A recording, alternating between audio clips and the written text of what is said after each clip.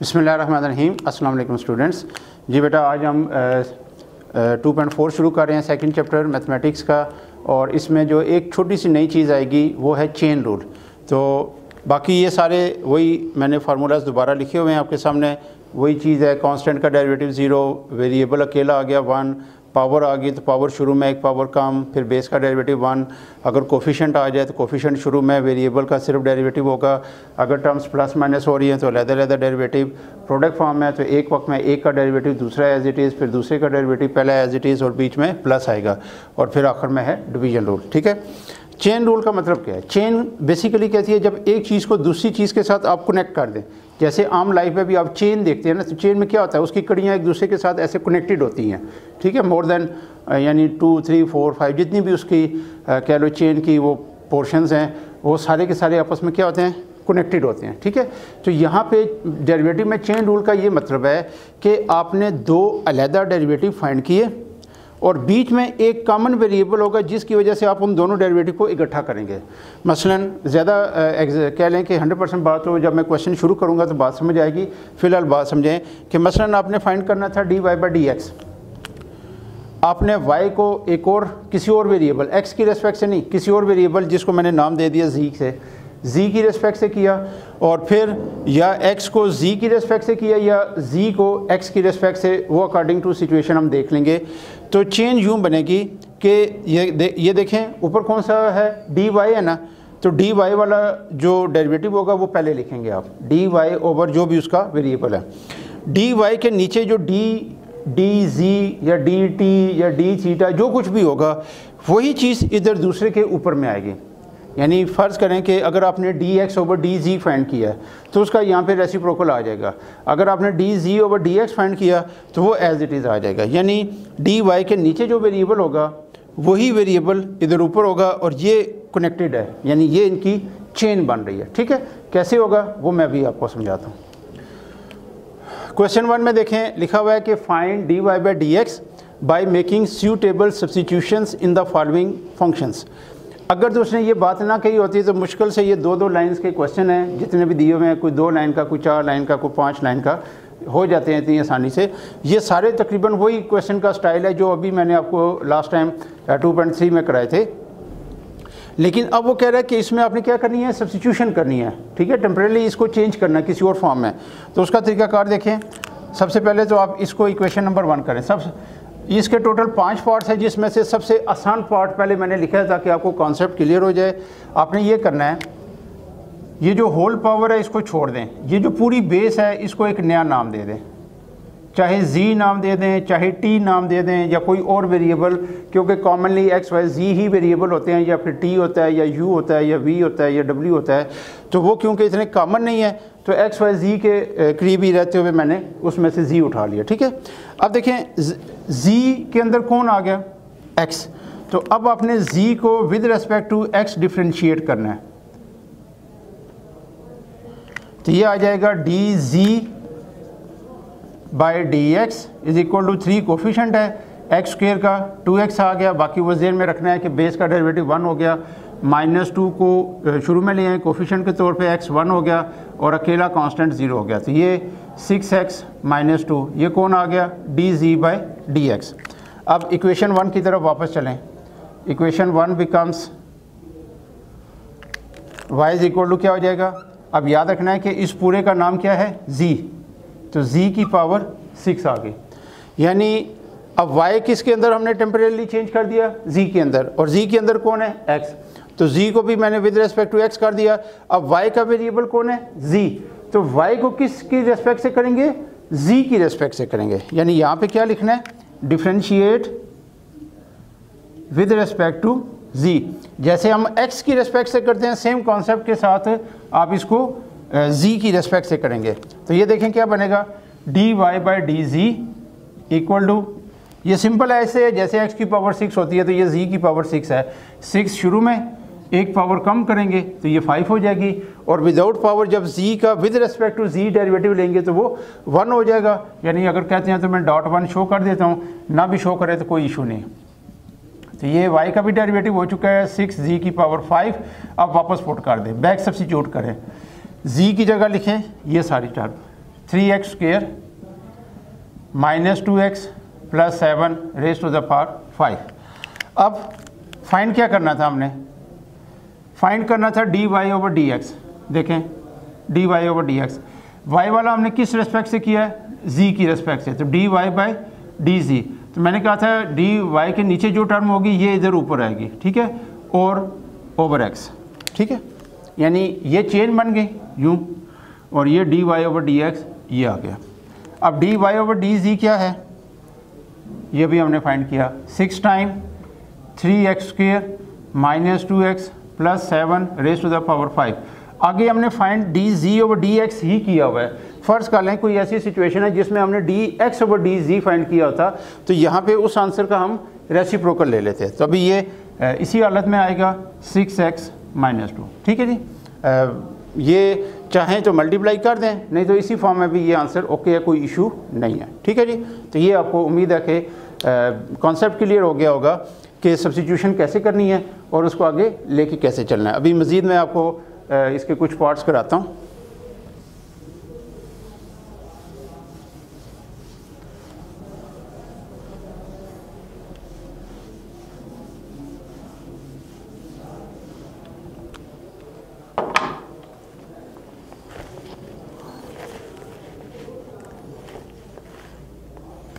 इसी तरह फर्स्ट और 5 पार्ट ये दोनों सेम है, उनमें से मैं एक करा रहा हूँ, a square plus x square divided by a square minus x square सारे का स्क्वायर रूट। इसे इक्वेशन 1 कर दें। तो जैसे अभी होल पावर 6 वाला हमने क्वेश्चन किया, तो अब ये होल पावर 1/2 आ जाएगी। तो यहाँ पे आप क्या करेंगे, लेट एज ए होल जो पावर है उसको छोड़ दें, जी को आप ले लेंगे, ये जो बेस है a square plus x square over a square minus x square. अब x में जी में देखें वेरिएबल कौन है, x, तो आप इसको डिफ्रेंशिएट करें विद रिस्पेक्ट टू x। तो dz बाय dx क्या हो जाएगा, डिनोमिनेटर का whole square, division rule, denominator as it is into numerator का derivative minus numerator as it is denominator का derivative, a square minus x square as it is. यहाँ से देखें ए स्क्वायर कांस्टेंट है तो 0, एक्स स्क्वायर से क्या आ गया 2x, ए स्क्वायर प्लस एक्स स्क्वायर, यहाँ से भी ए स्क्वायर 0 और एक्स स्क्वायर से 2x divided by a square minus x square whole square. यहाँ से इनको 2x को मल्टीप्लाई कर दें तो 2a square x minus 2x cube. इसी तरह ये लास्ट माइनस और ये माइनस प्लस हो जाएंगे, और 2x को अंदर मल्टीप्लाई करोगे तो 2a स्क्वायर एक्स और plus 2x cube divided by a square minus x square whole square.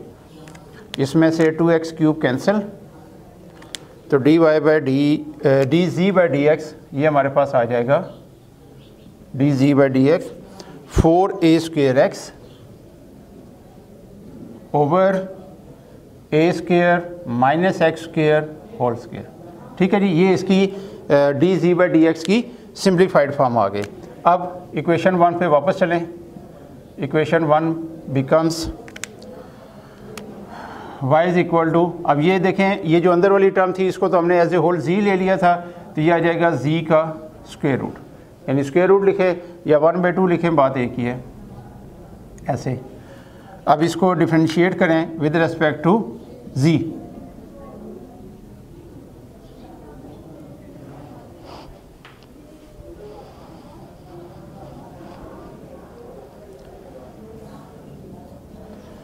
तो this will be dy by dz, क्या होगा जी, पावर शुरू में base as it is power में से कम हो जाएगा और बेस विदाउट पावर बेस का डेरिवेटिव 1 हो गया, तो ये आ जाएगा 1/2 z raise to the power minus 1/2, तो 1/2 स्क्वायर रूट ऑफ z ये आ गया dy बाई dz। अब ये y की फॉर्म में डेरिवेटिव कॉमन हो चुका है, अब बैक सब्स्टिट्यूट करें, z की वैल्यू यहाँ पुट कर दें, 1/2 square root of a square plus x square, और नीचे वाले को अलहदा से मैं लिख रहा हूँ स्क्वायर रूट के अंदर। अब ये थर्ड पोजीशन है तो इसको ऊपर ले आएँ, तो ये आ जाएगा a square minus x square का square root divided by 2 time square root of a square plus x square. ठीक है जी, ये आ गया मेरे पास final answer dy by d z. अब चेन रूल लगाएं, dy by d x is equal to dy over d z dot d z over d x. तो dy ओवर डी जी ये भी हमने फाइंड किया था, square root of a square minus x square divided by 2 times square root of a square plus x square into d z by d x, ये किया हुआ है 4a square x divided by a square minus x square raise to the power 2। अब इसमें देखें ये दोनों basis same है, यहाँ हाफ पावर है, यहाँ 2 पावर है, तो जिस तरफ बड़ी पावर होगी छोटी को उस तरफ लाना है, और इधर से आपने 2 को कैंसिल करके ये 2 टाइम कर देना है, तो ये बन जाएगा 2a square x divided by a square plus x square into a square minus x square raise to the power 2 minus 1/2, और dy बाई डी एक्स ये आ जाएगा 2a square x divided by square root of a square plus x square into a square minus x square raise to the power 3/2। ठीक है, तो अगर आप इसको सिंपल रूटीन से भी करते सब्स्टिट्यूशन के बगैर भी, तब भी इसका डेरिवेटिव यही आना था। ठीक है, तो उम्मीद है कि अब ये सेकंड पार्ट करने के बाद भी अब आपका कॉन्सेप्ट काफ़ी हद तक क्लियर हो चुका होगा। तो वो जो 4 पार्ट है उसको छोड़ के बाकी सारे पार्ट्स में रूट है। 3 का भी 3 में एक छोटी सी सिचुएशन है, वो मैं अभी बता देता हूँ, तो फिर एक दफ़ा गो थ्रू कर लें कि ये जो रूट के अंदर वाली टर्म है आपने उसको एक अलहदा से वेरिएबल का नाम दिया, उसके अंदर एक्स वेरिएबल ही केसेस में नज़र आएगा आपको, तमाम केसेस में आपने उसके एक्स के लिहाज से डिफरेंशिएट करके फाइनल आंसर फाइंड कर लिया इक्वेशन 1 में। अब उस पूरे ग्रुप की जगह जी आ जाएगा, तो वाई को विद रिस्पेक्ट टू जी किया और आखिर में चेन रूल लगा के आपने सिंप्लीफाइड फॉर्म लिख दी। एक पार्ट मैं और करा देता हूँ आपको, जो इसका थोड़ा सा मुश्किल सा है।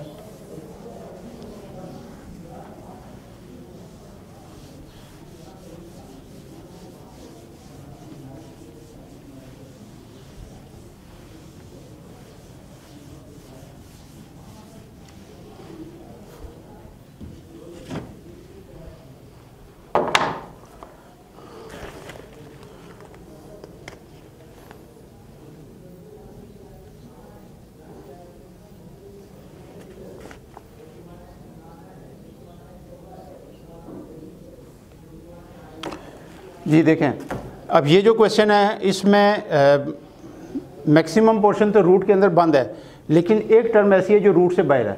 तो सपोजिशन आपने उस वक्त करनी है जब सारा कुछ एज ए होल एक पावर के अंदर बंद होगा, उससे ये कि क्वेश्चन बहुत आसानी से मूव होगा। अदरवाइज़ अगर आप सिर्फ इसको जी करेंगे तो फिर एक ही वक्त में 2 वेरिएबल आ जाएंगे, उसको हैंडल करना आपके लिए टफ हो जाएगा। तो अभी मैं ये कर रहा हूँ कि इस x को रूट के अंदर लेके जा रहा हूँ। अब आपको पता है कि जब रूट से कोई चीज़ बाहर आती है तो उसकी पावर स्क्वायर होती है, तो वो बाहर आती है। जैसे एक्स स्क्वायर का रूट लेंगे तो वो x हो जाएगा। इसी तरह आप x को अगर आप वापस रूट के अंदर लेके जाएंगे तो किस फॉर्म में वो जाएगा? स्क्वायर की फॉर्म में जाएगा, यानी ये रूट के अंदर जाएगा तो यूँ हो जाएगा एक्स स्क्वायर इंटू ए प्लस एक्स ओवर ए माइनस एक्स। तो मज़ीद सिंप्लीफाइड फॉर्म में लिखने के लिए मैं एक्स स्क्वायर को अंदर मल्टीप्लाई कर रहा हूँ, तो ये आ गया। ठीक है, इसे इक्वेशन 1 कर दें। ये क्वेश्चन वही है जो 2.3 का क्वेश्चन नंबर 15 हमने किया था, अगर आपको याद हो। तो उसमें तो क्योंकि कोई इस तरह की ऑप्शन नहीं थी कि आप इस मेथड से करें, बस उसमें कहा गया था डेरिवेटिव फाइंड करें, तो हमने रूटीन के लिहाज से उसको कर दिया था। अब ये देखें कि पूरे का पूरा क्वेश्चन एक ही रूट के अंदर बंद हो गया। अब आप क्या करेंगे कि इस रूट के अंदर वाली टर्म को जी के इक्वल ले लेंगे और फिर जी को with respect to x differentiate भी करेंगे। ठीक है जी, तो क्या होगा जी? D z by d x divided by equal to a minus x whole square, denominator का whole square, denominator as it is, numerator का derivative minus numerator as it is और डिनोमिनेटर का डेरिवेटिव। ठीक है जी, this will be d z by d x equal to, ये a minus x तो शुरू में है, ये एज इट इज़ आ जाएगा। यहाँ देखें a कोफिशेंट है तो a को छोड़ दें, आगे एक्स स्क्वायर से आएगा 2x, तो वो मैं एक ही स्टेप में इसको 2ax ऐसे लिख रहा हूँ, ठीक है। आगे x क्यूब से आ जाएगा 3x square minus ax square plus x cube as it is, और जो लास्ट में टर्म है a minus x, a constant है 0 और x का derivative -1 divided by a minus x whole square. इनको मल्टीप्लाई कर दें, 2a square x plus 3ax square, फिर माइनस एक्स से करें, minus 2ax square minus 3x cube. ये जो लास्ट में -1 है वो इस साइन को प्लस कर देगा और ये बच जाएगा ax square plus x cube divided by a minus x whole square. इसमें से देखें कि कुछ टर्म्स प्लस माइनस हो रही हैं, उनको देखें। ये 2a स्क्वेयर एक्स तो एज इट इज़, फिर ये 3ax स्क्वेयर और ये माइनस 2ax स्क्वेयर, ये प्लस ax स्क्वेयर आ जाएगा, उसके साथ ये ऐड करेंगे तो 2ax स्क्वेयर आ जाएगा, फिर माइनस 3x क्यूब में से एक निकल जाएगी टर्म x क्यूब, तो 2x क्यूब आ जाएगा over a minus x whole square. और आखिरी स्टेप में इसका ये करने लगा हूँ कि इसमें ऊपर से 2x कॉमन आ रहा है, तो वो आप यहाँ पे शो कर दें, minus x square divided by a minus x whole square. तो ये इस क्वेश्चन में यही मेन स्टेप है जो थोड़ा सा टाइम लेता है। आगे इसका इतना इशू नहीं है। इक्वेशन 1 बिकम्स, तो इक्वेशन 1 देखें क्या आएगी हमारे पास, ये वाली y is equal to square root of z। तो इसको इसी वेरिएबल की रिस्पेक्ट से आपने डिफरेंशिएट करना है। dy बाई डी जी क्या आ जाएगा जी, पावर शुरू में एक पावर कम और बेस का डेरिवेटिव उसी तरह 1 आ जाएगा, ठीक है। 1/2 z की पावर -1/2, तो ये आ जाएगा 1/2 अंडर रूट z। यहाँ पे z की वैल्यू पुट कर दें,